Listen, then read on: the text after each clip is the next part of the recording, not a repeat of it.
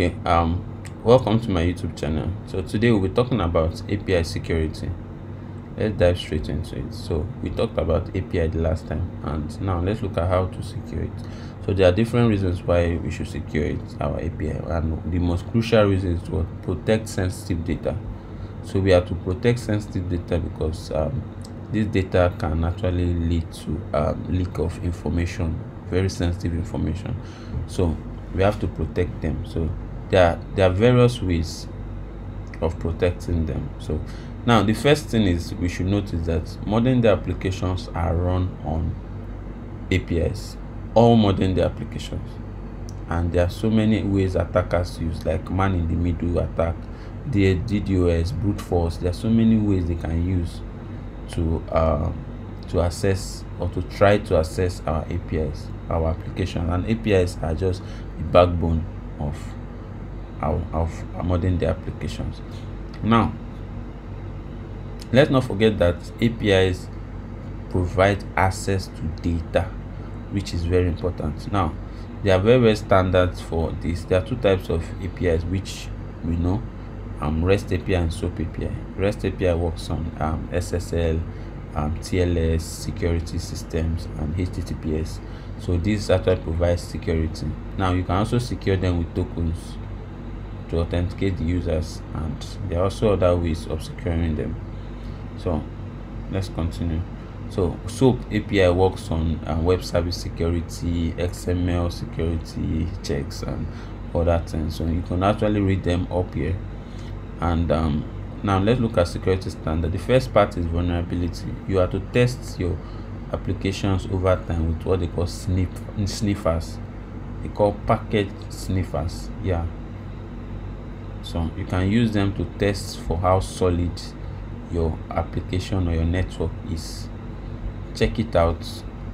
So that's actually will help you to know if your application is strong enough to withstand attacks. There's also SQL injections. This one is based on our validation and how we are able to provide access to data.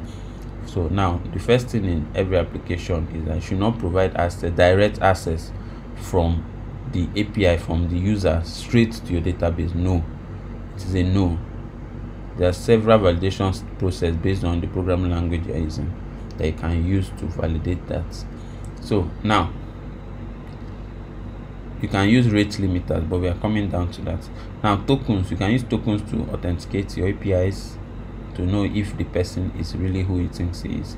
Now you can encrypt the data the person is saving. So even if it is being sniffed out, which is a bad stuff, the bad thing to talk about, so it will not be decrypted because you need a decryption key for it. So you can use it to support your API security. Then the applications that are well secured that people use, like Oath, there are so many of them. OpenID Connect, they provide an authentication layer for your applications, and you can use it for your APIs too. There's what they call throttling and quarter. Now throttling actually help prevent brute force attacks. So throttling is like limiting the number of times a person can make a request. So but actually say, okay, you can only make 5 requests or 10 requests in a minute. So that will now like form of delay the person and provide that security for your application. So the person has to try. If he tries this password 5 times and it's wrong, he has to try again the next 1 minute, so he has to try next 24 hours. Do you get now? So it can give time for the owner of the application to change his password. Do you get? So that's actually what. Now quota is to limit the number of data that is being sent. Because as I say, okay, we are sending 20 records per request.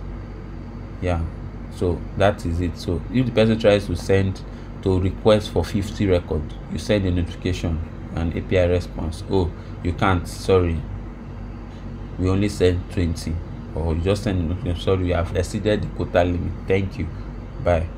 So now go down to API gateways. There's what they call reverse proxy. Reverse proxy acts like a bodyguard. So what it does is that when you send a request to the server, it picks it up, sanitizes it, and sends it to another server entirely different from what the users the user is expecting. Now that's because there are so many servers lying out, so lying in the cloud. So this reverse proxy actually makes it easier, so you really don't know where the server is coming from or where the response is going to come from, or where the request. So this, it provides a form of security for it. So, and if the validation are not met, it sends an error back, a response back to the user: sorry, you cannot be authenticated. So you get now. They've also the front proxy too, that actually works with the front application. You get, so it provides the same service to the front application. One of the advantages of reverse proxy is load balancer. So you can read up that, and let's see in the comment section more information. So this the last one is zero trust approach. This is the default approach that every developer, every software engineer should actually know about. Is an approach where you don't trust any data coming from users. You don't trust it. You validate it. Any request to your network, you validate it by default. If we have this at the back of our mind, we should try, then our applications will be safer. We should provide security by default. Somebody logs in last week and you say, oh, because he logs in, he's been a regular user, so there's no need to validate. He will log in next week again. No, it doesn't work that way. If he logs in after a period of time, log him out, let him re-authenticate himself. Do you get now? So that's what zero trust security is. So thank you very much. If you have learned something from this video, please share, like, and subscribe. Thank you.